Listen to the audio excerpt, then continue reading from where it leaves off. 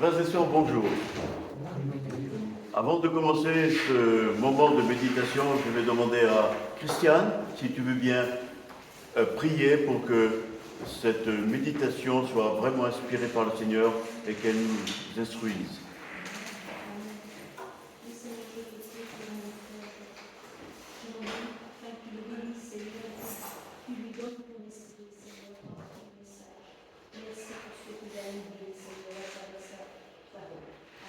Amen.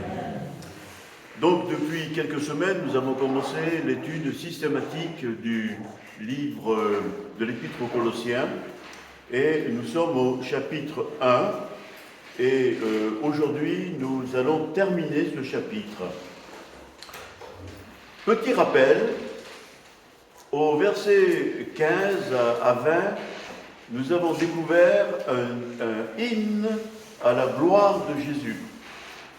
Et nous avons découvert que tout ce qui a été créé, l'univers, le ciel, la terre, a été créé par Jésus et pour Jésus, et que cette œuvre qu'il a créée n'est pas terminée. Il s'en occupe encore aujourd'hui, et même si nous voyons que la création souffre aujourd'hui, et on peut être inquiet, tout cela, mais c'est important de savoir que Jésus continue à s'occuper de la création et que même si la création souffre, un jour il va faire le nécessaire pour une nouvelle création au bon moment. Nous avons vu également dans ce passage des versets 15 à 20 que Jésus est à la tête de l'Église et l'Église est son corps. Alors aujourd'hui nous allons découvrir une autre facette de Jésus dans les versets 24 à 29. Ce passage, les versets 24 à 29, je lui ai donné un titre, Souffrance et gloire. Alors, un petit rappel sur la conclusion des versets précédents. Alors, si tu veux bien afficher le verset 22, Colossiens 1, 22.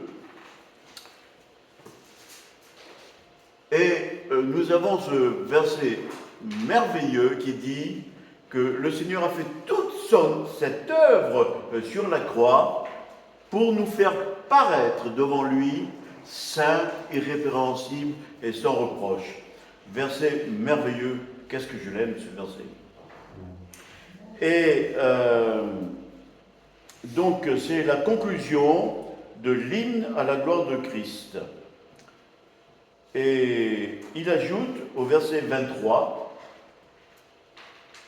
« Si du moins vous demeurez fondés inébranlables dans la foi, sans vous détourner de l'espérance de l'évangile que vous avez entendu, qui a été prêché à toute créature sous le ciel, et dont moi, Paul, j'ai été fait ministre. » Donc, le verset 23... de ce verset 23, Paul termine un encouragement à tenir bon. Et subitement, il ajoute un élément nouveau. Moi, Paul, j'ai été fait ministre. Un ministre, dans la terminologie religieuse, c'est pasteur, c'est serviteur de Dieu. Et c'est une introduction à ce qu'il va dire maintenant, à partir du verset 24. Verset 24.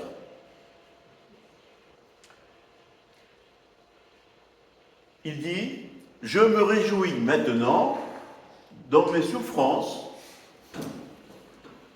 Réjouis, le mot joie. « Je me réjouis maintenant dans mes souffrances pour vous, et ce qui manque aux souffrances de Christ, je l'achève en ma chair, pour son corps qui est l'Église. » Alors, la lecture à froid de ce verset a de quoi nous perturber. Il dit deux choses. Il dit qu'il est dans la joie quand il souffre. Tu n'es pas d'accord? C'est ce qu'il dit. Et il dit une deuxième chose. Il dit qu'il manque des souffrances à Christ. Il manque des souffrances. Et c'est lui qui les complète. Alors, on se dit que là, il faut développer. Hein. D'abord, c'est surprenant que quelqu'un dise, comme Annie, là, tout de suite, que la souffrance peut être une joie. Normalement, la souffrance, c'est de la tristesse. Alors, il ne s'agit pas là de la souffrance perso, hein, nos blessures, nos maladies, tout ça. C'est la souffrance dans le cadre du ministère, dans le cadre de l'Église. Dans 2 Corinthiens, ne cherche pas, n'affiche pas, dans 2 Corinthiens chapitre 11, l'apôtre Paul nous fait une liste des souffrances qu'il a souffert dans son ministère. J'ai connu les travaux pénibles, j'ai reçu des coups, j'ai connu les emprisonnements, j'ai souvent été en danger de mort. 5 fois, j'ai reçu des Juifs 39 coups de bâton. 3 fois, j'ai été fouetté. 1 fois, j'ai été lapidé. 3 fois, j'ai fait naufrage. J'ai passé un jour et une nuit dans la mer. Fréquemment en voyage, j'ai été en danger sur les fleuves, en danger de la part des brigands, en danger de la part de mes compatriotes, en danger de la part des non-juifs, en danger dans les villes, en danger dans les déserts, en danger sur la mer, en danger parmi les prétendus frères. J'ai connu le travail et la peine. J'ai été exposé à de nombreuses privations de sommeil. J'ai connu la faim, j'ai connu la soif, j'ai connu les jeûnes, j'ai connu le froid et le dénuement. Et sans parler du reste.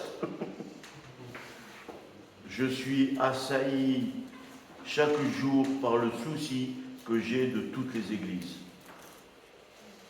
Et il ajoute encore, dans 2 Corinthiens chapitre 4, c'est pourquoi nous ne perdons pas courage.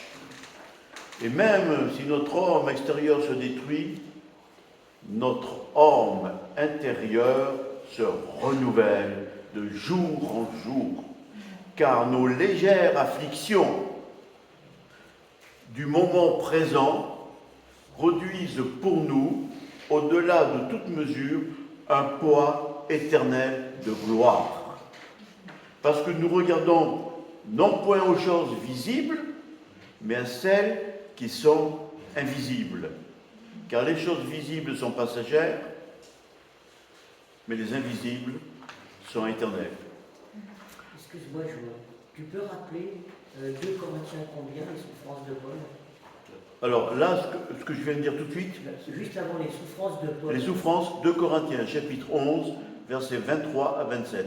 Merci.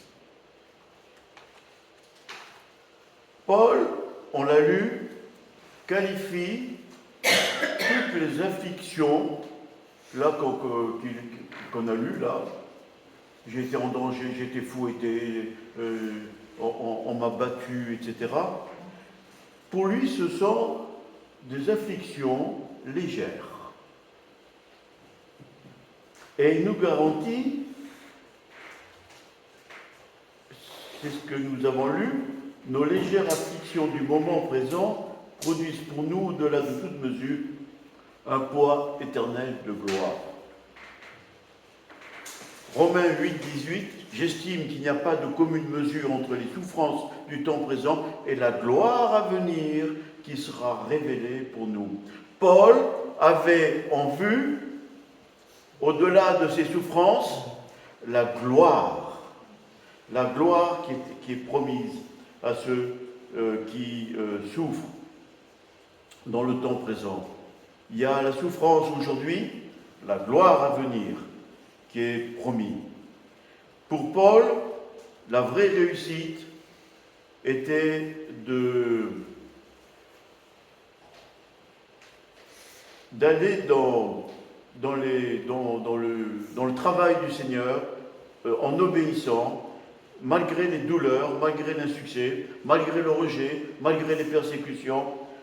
Paul avait le regard placé dans une autre perspective, une perspective invisible, mais qui est promise par Dieu, c'est la gloire.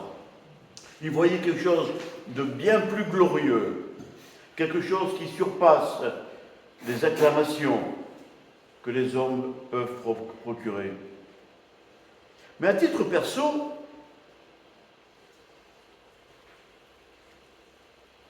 est-ce qu'on s'est posé la question de notre engagement pour l'implantation de nouvelles églises? Est-ce qu'on s'est posé la question, quelle est ma part dans le travail de développement de l'Église? Quelle est ma part vers l'évangélisation? Quelle est ma part pour annoncer la parole de Dieu? Quelle est ma part pour la construction de l'Église? Personne ne se réjouit de souffrir. Mais la parole de Dieu ne se développera, ne s'étendra que dans une condition où il y aura des luttes, où il y aura de la douleur.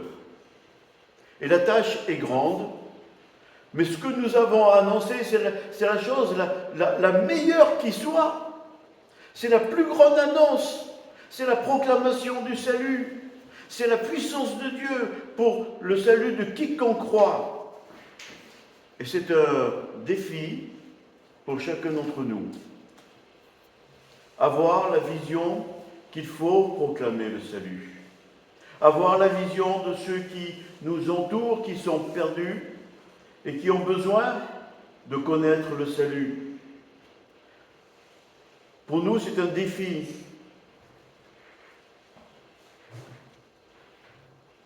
L'objectif, c'est d'annoncer la parole de l'Évangile pour que l'Église soit édifiée, proclamer le sacrifice de Jésus pour le pardon des péchés, annoncer la miséricorde de Dieu. C'est vrai que c'est une tâche énorme, mais chacun peut faire sa part dans son coin avec ses dons et ses capacités. Avouons que nous, chrétiens du XXIe siècle, vivons dans un pays libre, nous avons peur de la souffrance à cause de l'opposition. Nous voulons bien proclamer le message du Christ, mais on espère en même temps qu'il n'y aura pas d'opposition. Jésus a dit à ses disciples, « Heureux ceux qui sont persécutés pour la justice, car le royaume des cieux leur appartient. »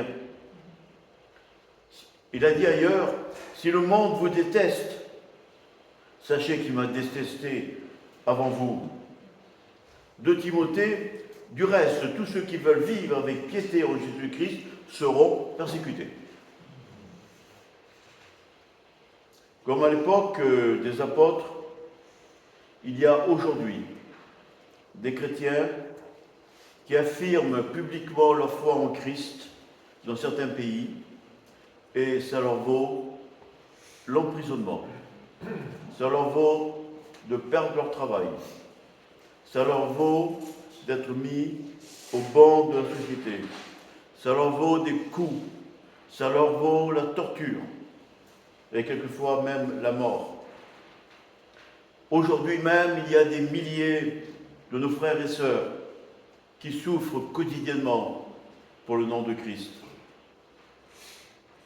Notre fidélité aux enseignements du Christ peut avoir pour conséquence le rejet, la moquerie, la solitude, la trahison. Si à chaque fois que nous mettrons en avant la vérité biblique, nous serons mal compris. On se moquera de nous.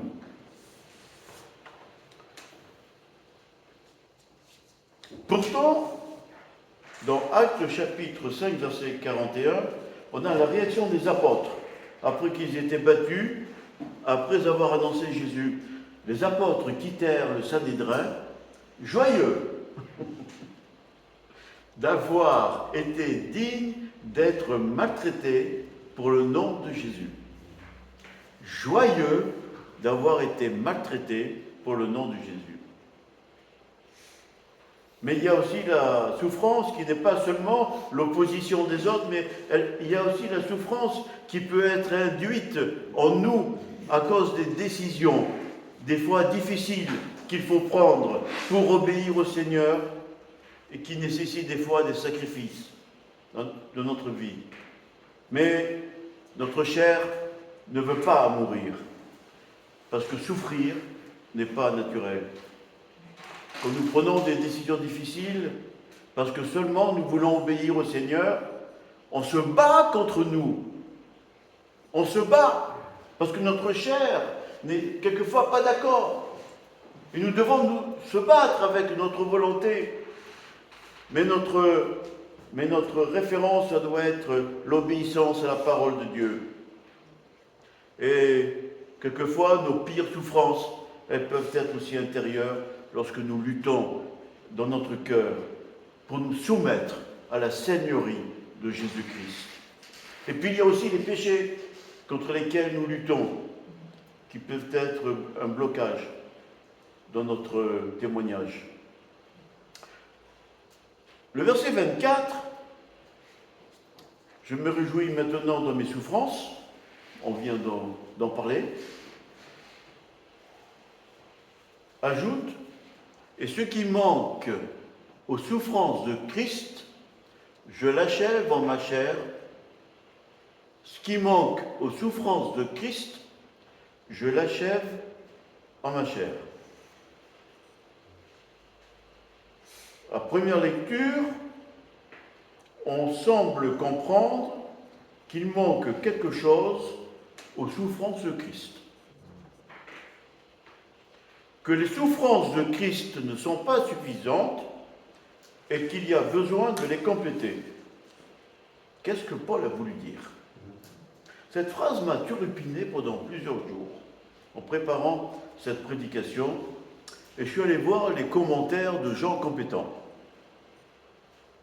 Et la plupart disent « Oh là là, verset compliqué ». Et chacun donne son interprétation. En fait, le problème est lié à un mot, à un verbe dans le grec qui n'existe que dans ce verset. C'est je l'achève. Et ce verbe en grec, il a plusieurs sens. Alors, quel est le bon sens? Eh bien, les traducteurs hésitent. Et si vous lisez plusieurs traductions, eh bien, vous avez des significations différentes. Et j'ai même vu la traduction en français courant en disant, mais là au moins je vais comprendre. Et donc j'ai vu la version qui est sortie il y a 10 ans et la version qui est sortie récemment, ils ont encore modifié. Je vais quand même m'arrêter sur le commentaire de la Bible annotée, qui dit « Ce passage est un des plus profonds qui se trouve dans les épîtres de Paul. Ce passage est un des plus profonds qui se trouve dans les épîtres de Paul. Il faut d'abord écarter avec soin toutes les interprétations superficielles ou fausses, lorsqu'elles sont en contradiction avec les enseignements clairs de l'Écriture. De quelle interprétation fausse s'agit-il? Eh bien, c'est quand on comprend qu'il manque quelque chose aux souffrances que Christ a endurées sur la croix et que nous pouvons y ajouter notre propre part de souffrance. Par exemple, que les souffrances du chrétien auraient un caractère expiatoire, soit pour lui-même, soit pour les autres. Soyons clairs,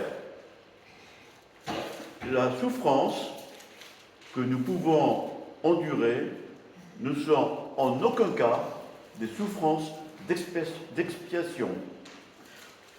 Christ, et seulement Christ, a tout accompli sur la croix. Nul ne peut se racheter par ses souffrances personnelles. Malheureusement, cette idée est avancée par l'Église catholique. Et ça a amené des gens à se flageller.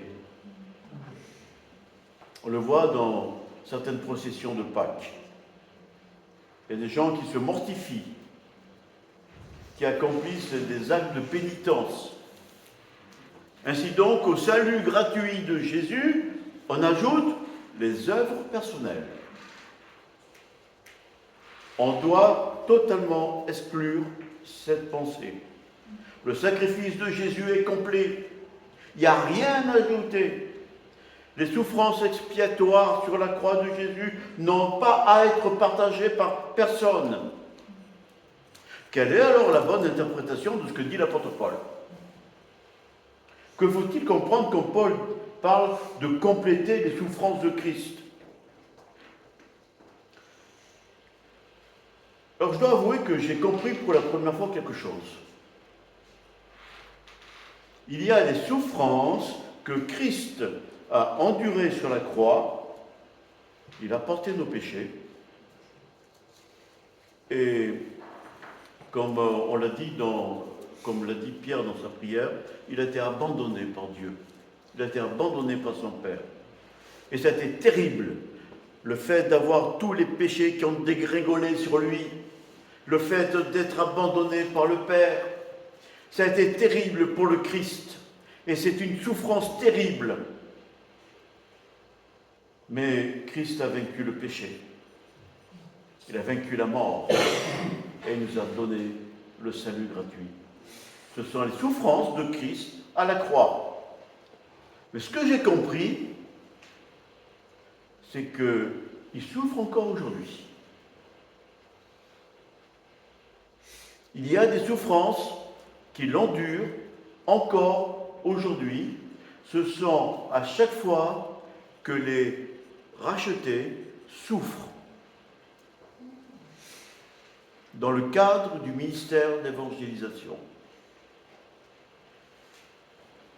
L'Église est le corps et Jésus est la tête. Quand le corps souffre, la tête souffre. Quand un chrétien est persécuté, Christ est aussi persécuté. Et c'est ce qu'il a dit personnellement à Paul. Lorsque Paul s'appelait Saul de Tarse, qu'il était un persécuteur, animé par une fureur qui l'amenait contre les disciples de la secte dite chrétienne. Il allait dans les maisons pour enlever et emprisonner ceux qui professaient Christ. Et là, sur le chemin qui menait à Damas, Jésus lui est apparu, à lui, le persécuteur. Et Jésus lui a dit, je suis Jésus que tu persécutes. Je suis Jésus que tu persécutes. Là-haut, dans la gloire du ciel, Jésus ressentait la persécution que Paul faisait endurer aux disciples de Christ. La tête de l'Église, qui est Jésus, partage les souffrances du corps qui est sur la terre. Quand les chrétiens souffrent à cause de leur foi, à cause de leur témoignage, Jésus souffre aussi.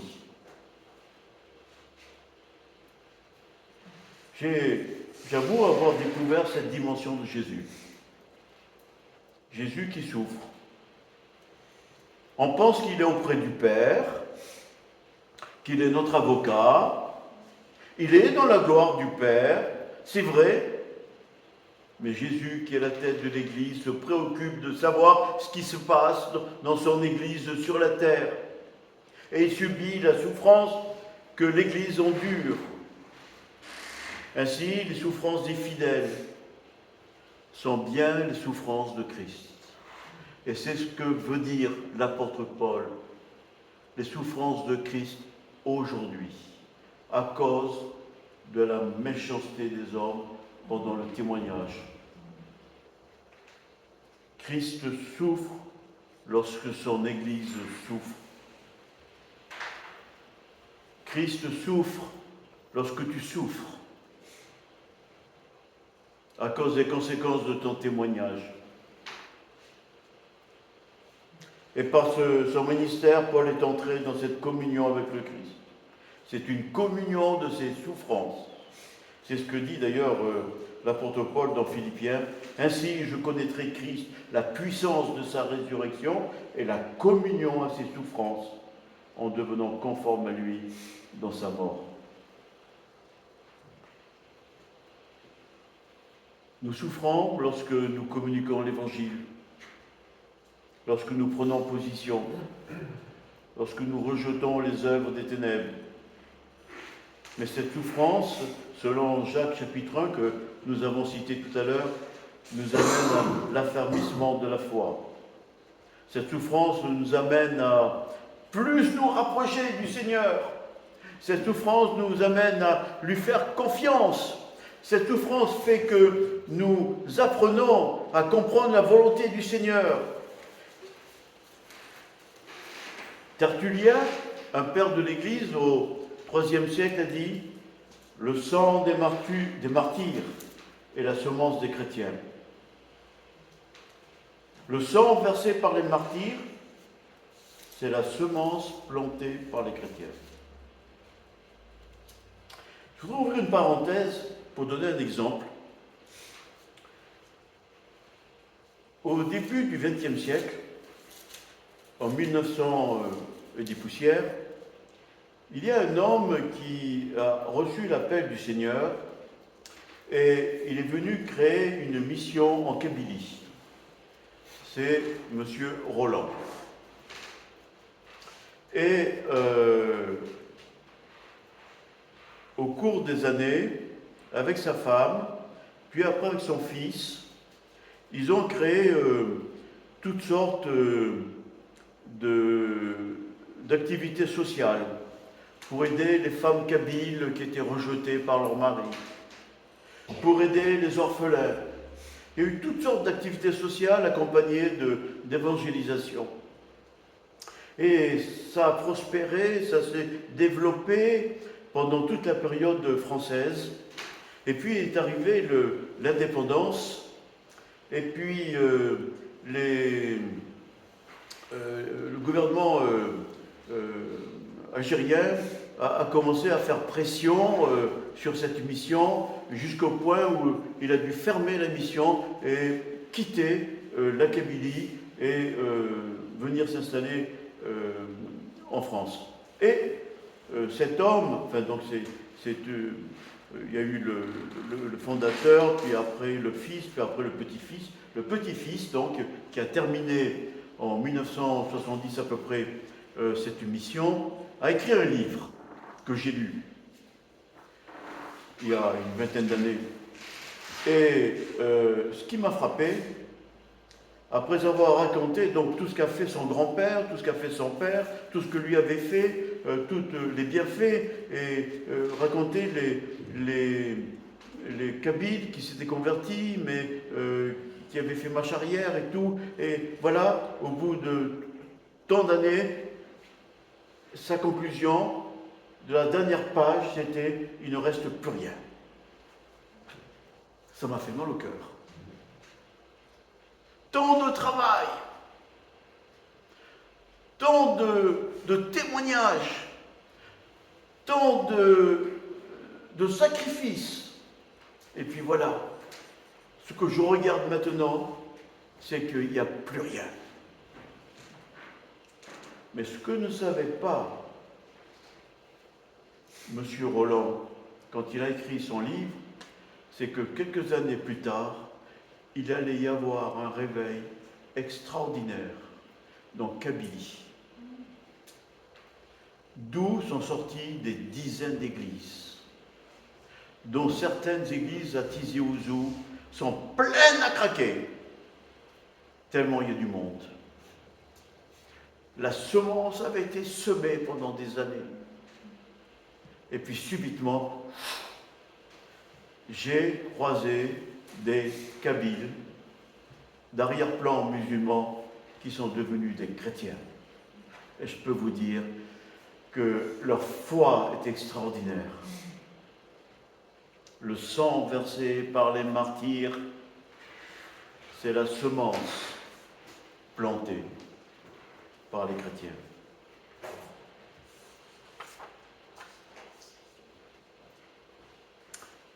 Verset 25, c'est d'elle. Je peux lire un petit verset Je t'en prie.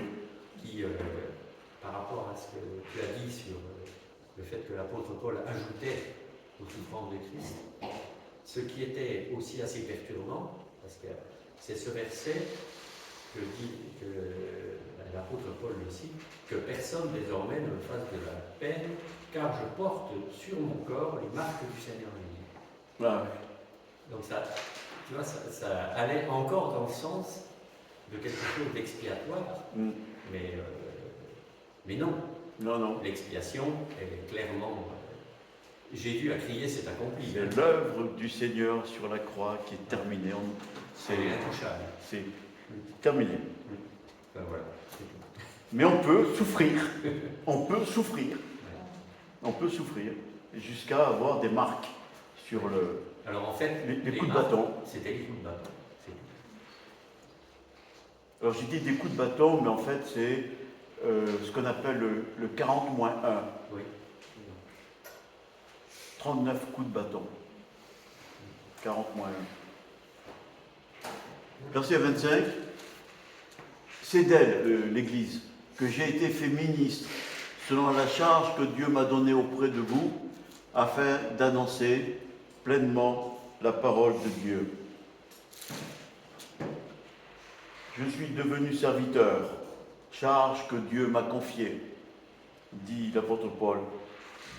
L'apôtre Paul rappelle ici que son ministère lui a été confié directement par Dieu pour annoncer la parole de Dieu. Et c'est pour ça que, à chaque fois qu'il l'introduit, et dans la plupart des épîtres, il commence par rappeler « Moi, Paul, apôtre de Jésus-Christ, par la volonté de Dieu ». Parce que il y a des gens qui se méfient encore de lui. Le persécuteur. Il n'a pas connu Jésus.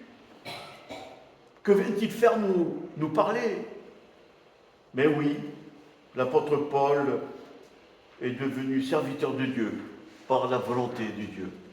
Charge que Dieu m'a donnée afin d'annoncer pleinement la parole de Dieu. Verset 26. D'annoncer pleinement la parole de Dieu et de vous annoncer le mystère caché de tout temps et dans tous les âges, mais révélé maintenant à ses saints. Donc l'apôtre Paul dit, Dieu m'a demandé d'annoncer la parole de Dieu, mais aussi de vous révéler un mystère qui a été caché. Que veut dire Paul en parlant de mystère? Alors, la définition généralement admise est la suivante. Un mystère dans les Écritures est une vérité cachée que Dieu révèle en partie ou complètement maintenant. D'accord? Après un temps, on va dire qu'il fait que maintenant, la révélation peut être comprise. Donc Dieu avait des choses à dire, mais il ne les a pas dites. Et au moment où on peut entendre ce qu'il ne voulait pas dire, eh bien, il va les dévoiler. Alors, on peut lister une dizaine de mystères. On ne va pas trop en parler maintenant, ce n'est pas le sujet, mais je vais vous donner deux exemples de mystères dont on ne parle pas dans l'Ancien Testament. Le mystère de l'Église, composé dans un corps unique de juifs et de païens. Deuxième mystère, le mystère de l'enlèvement des saints à la fin des temps. Ces projets de Dieu, là, dont je viens de parler, n'étaient pas connus. Nulle part dans l'Ancien Testament, on parle de l'Église. Dans l'Ancien Testament, on n'aborde pas directement le salut des païens, bien qu'il y ait quelques indices. Le temps de l'Église, par exemple, on ne le voit pas dans les prophéties de l'Ancien Testament. Ainsi donc, l'apôtre Paul dit aux Colossiens, « Dieu m'a confié pour vous de vous annoncer pleinement la parole de Dieu, le mystère caché de tout temps et à toutes les générations, mais révélé maintenant à ses saints. » Mais c'est quoi? Qu'est-ce que tu veux nous révéler? Verset 27. À qui Dieu a voulu faire connaître quelle est la glorieuse richesse de ce mystère parmi les païens, à savoir Christ en vous. Voilà le mystère que je veux vous proclamer, Christ en vous, l'espérance de la gloire.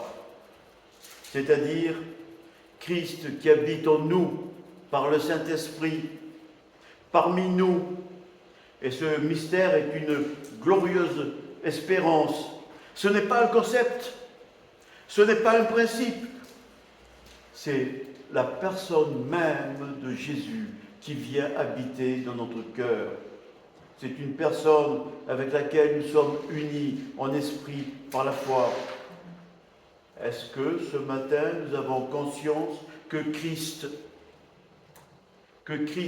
image du Dieu invisible dont on a parlé il y a 2 ou 3 semaines, créateur de la création, que ce Christ-là habite en nous? Le Saint-Esprit vient habiter en nous lorsqu'au pied de la croix, nous avons reconnu que nous étions pécheurs, que nous avions besoin d'accepter la croix, que Jésus a pris notre place de condamnation et il nous a ouvert toute grande la porte du salut, la porte du royaume de Dieu. À ce moment-là, le Saint-Esprit est venu habiter dans notre vie. Christ dans ma vie. Christ en vous. Voilà le mystère que moi, Paul, je vous annonce aujourd'hui. Lecture, chapitre 28. C'est lui que nous annonçons, exhortant tout homme et instruisant tout homme en toute sagesse, afin de présenter à Dieu tout homme devenu parfait en Christ. Verset 29. C'est à quoi je travaille en combattant avec sa force qui agit puissamment en moi. Là, l'apôtre Paul maintenant développe son ministère. Et donc, il dit, annoncer l'évangile, c'est 3 choses. Annoncer, avertir, instruire. Et destiné à qui? À toute personne. Ça, c'est le plan de l'évangélisation. D'abord, il faut annoncer l'évangile. Ensuite, il faut expliquer. Il faut expliquer la gravité du péché, qu'on a besoin de repentance. Puis ensuite, il faut enseigner ceux qui sont entrés dans la vie chrétienne. Donc ça, c'est le plan de travail de l'apôtre Paul. C'est un combat qu'il ne faut pas mener avec ses forces personnelles, mais avec la force que Dieu donne. Et il est précisé puissamment. Voilà, ce qui agit puissamment en moi. Je conclus. Frères et sœurs, réjouissons-nous lorsque nous souffrons à cause de notre engagement chrétien. Parce que quand nous voulons parler de Jésus, lorsque nous voulons parler de notre foi, lorsque nous prenons position pour le Seigneur, dans notre travail,